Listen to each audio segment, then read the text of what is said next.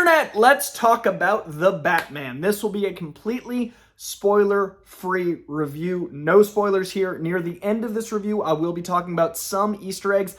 I'm going to even try to keep those spoiler-free as possible. This is going to stay spoiler-free. I will be doing a spoiler-full review next week. You can find me on The Real Rejects on Sunday and on The Big Thing on Monday, and I might do another spoiler review right here on this channel because it's a 2-hour, 46-minute movie. There's a lot to be discussed. Let's get into it. The Batman. I personally love this.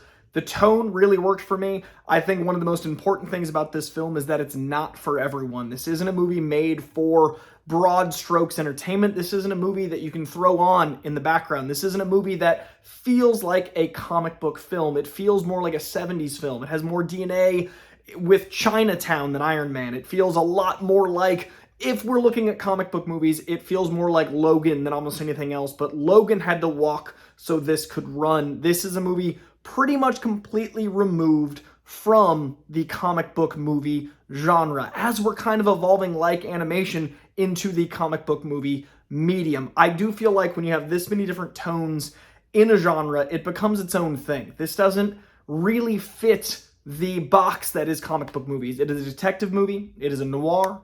It is an epic. It is something that I think even people that have the most negatives to say about comic book movies, if they were able to remove that connotation for one movie, this might be something they enjoyed. Your Scorsese's, your Coppola's, your people that have been outspoken about this. This is a piece of cinema. This is film. Now, I do actually have the occasional problem, and the only thing that keeps this from being a 9.7, 9.8 and above, a perfect film, is sometimes that dichotomy is a bit negative for me. One of my only flaws with the film is that there are some moments that need to inherently be a little bit comic-y, and it does feel a little tonally off, and just little tiny tweaks. Like I would have put personally a scene that takes place in Arkham in a post-credit, and I would have allowed that to feel more like the escalation into the sequel as opposed to it feeling a little jarring within the film. But overall, it is a very, very, very perfect tone, and overall, I loved the fact that we got a detective Batman, and I love the fact that this movie took its time.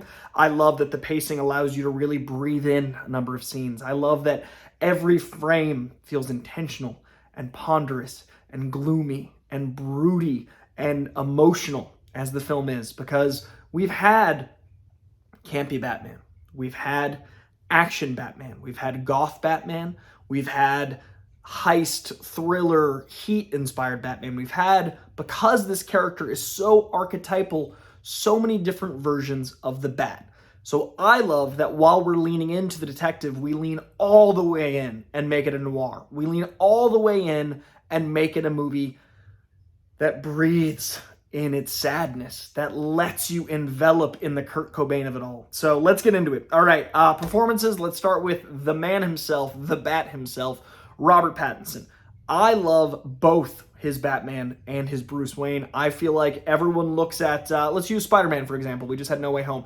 Everyone looks at Toby and they say, oh, best Peter Parker. And then they look at Andrew like, oh, best Spider-Man. Tom Holland, he's both.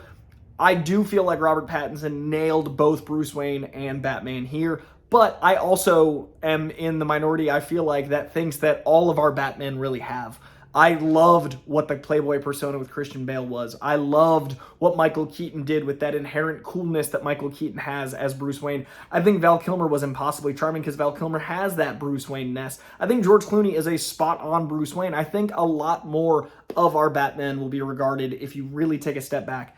What I love is that Robert Pattinson gave us a different take altogether. He gave us a broken, reclusive, emotional wreck of a Bruce Wayne. This wasn't a man in the public. He didn't need a Playboy persona. He didn't have the mask of Bruce Wayne developed yet. That, I do believe, will come, but even if you look at this one film by itself, the arc of him learning to love and respect and see Alfred more clearly, the learning to need Bruce Wayne at all. There's a number of times where he disregards the Wayne name and the Bruce identity whatsoever. He opens the film by saying he's a nocturnal animal. He doesn't see the merit in Bruce Wayne, so he hasn't developed Bruce Wayne.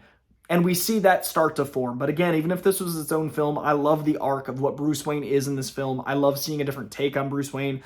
I love the fact that it would have been easy for, of all people, Robert Pattinson to play a handsome, rich playboy that is making people think he's less than he is by being a lot in public. I think if anyone can play that, Robert Pattinson knows what it's like to be out in public and hounded, not getting to be himself and having to put on airs. That would have been the easier choice. Instead, he leaned in to this man who has lost everything, that is trying to do what's right, that is using his mental illness to cope.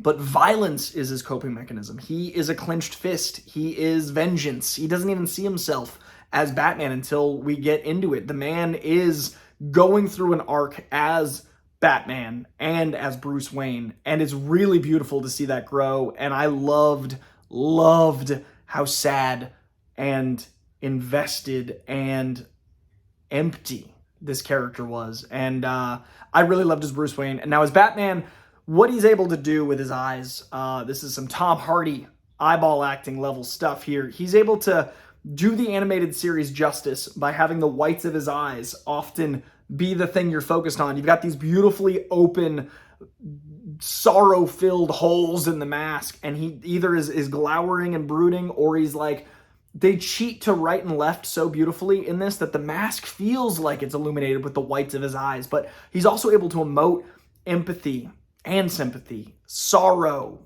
occasional happiness, epiphanies, love, compassion. There's so much going on right here. And vengeance, most of all, we see a lot of rage, but it's coming from a place of he gets it. As in Pattinson, like I feel like we know he read, Ego and Court of Owls, and we know we read The Long Halloween, and all that DNA is clearly in this. This is very much Frank Miller's Year One meets Long Halloween with some Tom King influence and definitely some Clayman art and quite a bit of the Batman as a detective, but framed in a way where it rests a lot on the eyes of Robert Pattinson. A lot of the character's understanding is here, and his Batman voice is fantastic. You can understand him. He's intelligible. There's scenes where he's literally amongst cops, and it feels out of place on purpose, but it also feels in place in the world. Obviously, a man in a bat costume does not feel right in a room of cops, but it feels right in a room of Gotham cops. It feels right in the movie, and it's hard to explain without having seen it, but there's amazing moments of, wow, this is the world's greatest detective reluctantly doing, the cops are reluctant to have him there. There's so many moments. I love the police element in this film, and I love it doesn't feel like propaganda. I love the way they address the corruption of Gotham, and I'm going to say that's the second lead of the film. After Pattinson, I'm going to go into Gotham, because Gotham hasn't been this fully fleshed out since Tim Burton's Batman. It hasn't felt like its own character, and that is such an important character. The thing that Batman is trying to save is Gotham. The thing that Bruce Wayne wants his legacy to be, the Wayne legacy to be, is keeping Gotham going. I'm looking forward to the spoiler review because there's a lot of stuff to talk about with Gotham, with the Waynes and all those things, but what I love, spoiler free, is that the character of Gotham is so fleshed out that you genuinely love in the opening. You feel the fingerprints of Batman everywhere, and how you inherently know the corruption of the police, the corruption of the politicians, the way crime breathes in the city is beautiful. The way you wouldn't want to be there, but you're fascinated by it. The way it feels like a place you can actually visit, but also feels like an 11. The way it feels like a rain-drenched metropolis, not Superman's, but in the city sense, that you can avoid in real life. It feels like a place you'd want to avoid, but you could go. And I love the Art Deco mixed with Gothic structures. I love Wayne Manor feeling so tangible and Gothic. I love that the city streets are obviously not real, but it feels like a map you could Gotham feels so real, and the corruption feels so real, and the story, which I don't want to give away here, is so tied to our reality, and it's beautiful. Gotham being its own character, I really loved and I really appreciate. Now, our next lead, I'm gonna say, is Commissioner Gordon. I love what Jeffrey Wright did here. The relationship between Gordon and Batman is astounding. We see a full arc take place. Their chemistry is so incredible. The casualness, then the formality, the excuses Gordon makes, the build-up. There's a sequence in, I don't want to give it away, I'll save it for the spoiler, but there's a sequence when they're talking in front of other people that is peak Batman to me. And I really love that Commissioner Gordon feels like he's been a cop for a long time. I really love that Gordon feels like he's walked the streets of Gotham. I feel like he's been jumped on the streets of Gotham. I feel like he's dealt with the criminals and the cops and the cop criminals. I feel like we see the years on his face, and we see that he wants to believe, and we see the hope he has in Batman. We see the reasons why he vouches for Batman. We also see the relationship. I love the Gordon relationship. I love what Jeffrey Wright brought to this. I love everything about this Commissioner Gordon. And that, again, as I said with the other Batman, I don't like when people use another movie to disparage a movie. So I'm not going to be like, yo, the Nolan trilogy's garbage now because the Batman. It isn't. The Burton movies aren't. Even the Shoemaker movies, like there's stuff in all of these movies, but I don't mind comparison. I love lists, I love ranking, but I hate when people use them violently. Like, I don't like when people use lists offensively. So I will say I love that Commissioner Gordon in this feels very different from Gary Oldman's. I love that Gary Oldman's feels fully formed, as well as Jeffrey Wright's, because again, that's an archetypal character you can really play with. So love Jeffrey Wright's character. I love how wholesome and good he was, but he wasn't squeaky. I really love Jeffrey Wright's take. I also want to get into the detective side of things while we're on that. It felt like a mystery. I love that there are elements of the comic books very much at play here that I thought I was going to guess a lot more than I did, because they actually leaned into the comic book to like 8 out of 10 and then script. So they tricked comic fans that there are civilian references that the average person's not going to even realize are bait and switch. So it's twists and turns to one level for the everyday moviegoer. It's twists and turns to another level for comic book diehards. So there are things that I thought I'd figured out that I was wrong about, because they intentionally misled comic fans in a way that even supersedes how they misled the average moviegoer, which is just genius. There's a lot of really good comedy when it comes to detective work that is very dark humor. This movie is not humorless, as some of these reviews have said. I will. I'm going to do a whole video on the reviews of this film. It'll be short. It'll be like a little TikTok I'm going to post. But like, the reviews in this are just so inane. Some of them, not all of them, obviously, but like 10 of them are like, so what?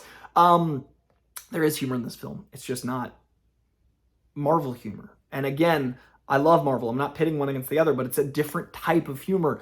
And that's how we keep these movies going.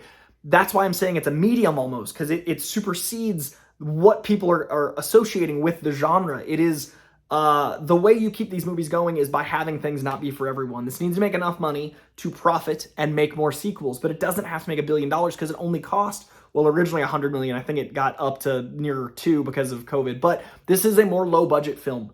And it can take bigger risks, and it can be more unique, and it can be not for everyone. The detective story is certainly that.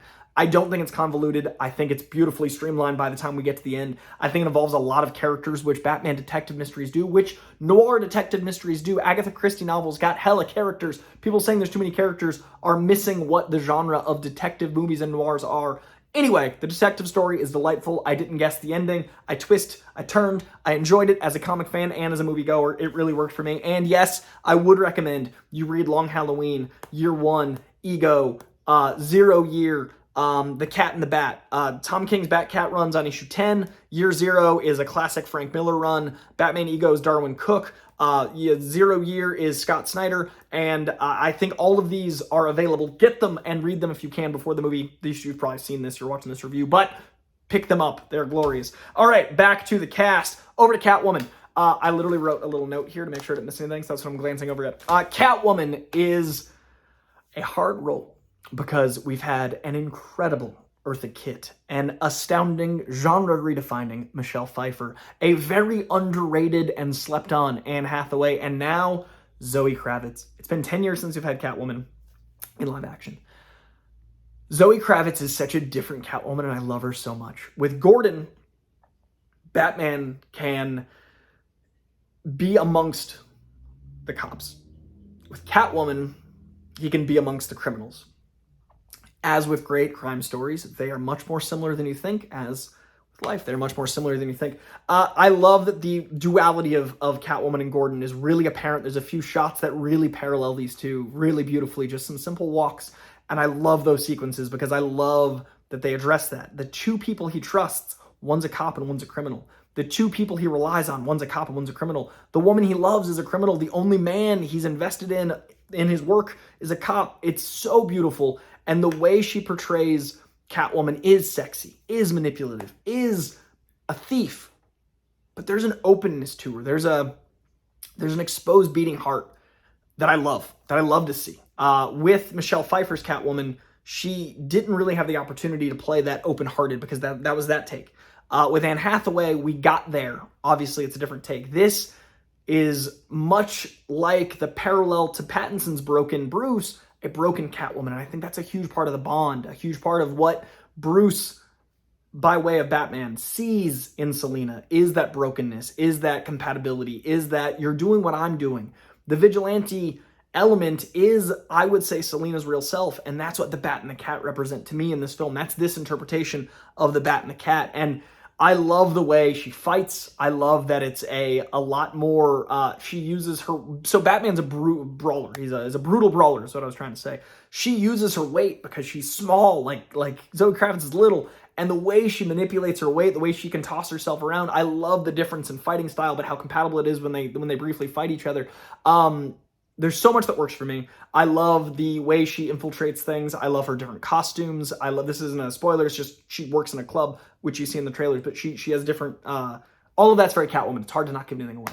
I'm going to talk a lot more about Catwoman in the spoiler, but for now I will say I really love Zoe Kravitz's Catwoman, and the stakes were high because I've had a crush on Zoe Kravitz since she was absolutely mesmeric in High Fidelity, and then Catwoman, who doesn't have a crush on Catwoman? So the stakes were high. Zoe Kravitz, thank you for giving it your all, for really giving a shit about this character, for playing the Cat and Selina so beautifully, and I just really, the boots couldn't have been bigger, and you filled them nicely, so thank you, and man, oh man, Zoe Kravitz, I love you. Catwoman, I love you. Riddler, let's talk about Paul Dano being absolutely terrifying. Paul Dano is one of those actors that is able to be boyish while also larger than life. He can be very small and meek, but also just a powerhouse. I mean, There Will Be Blood, especially Prisoners. Prisoners is such a...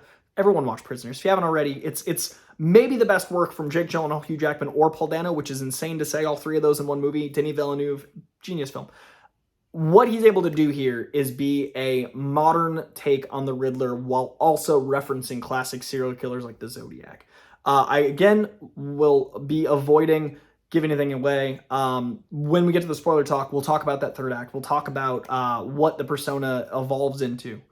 But there are scenes in the trailer, I will say he's behind glass, and there's a scene where he's behind glass that, oh my God, what he's able to do with his voice, what he's able to do to bring us in, to make us lean forward, and what he gets to do opposite Bruce and Batman, and what he's able to do with manipulation is like nothing else.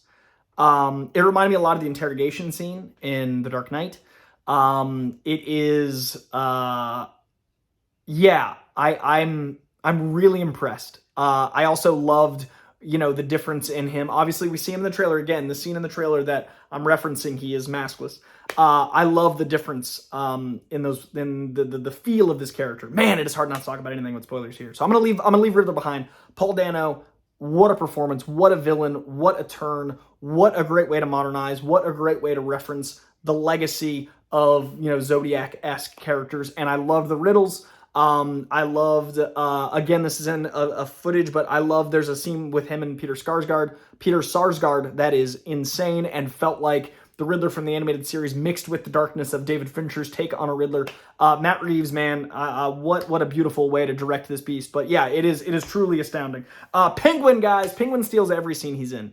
Penguin, oh, let's go back to Riddler, sorry. Riddler also beautifully mirrors Batman in a lot of ways. There's this beautiful duality where the Bat and the Cat is almost like if Bruce leans too far one way. The Riddler is literally one thing away from being Bruce, and it's addressed directly in the film.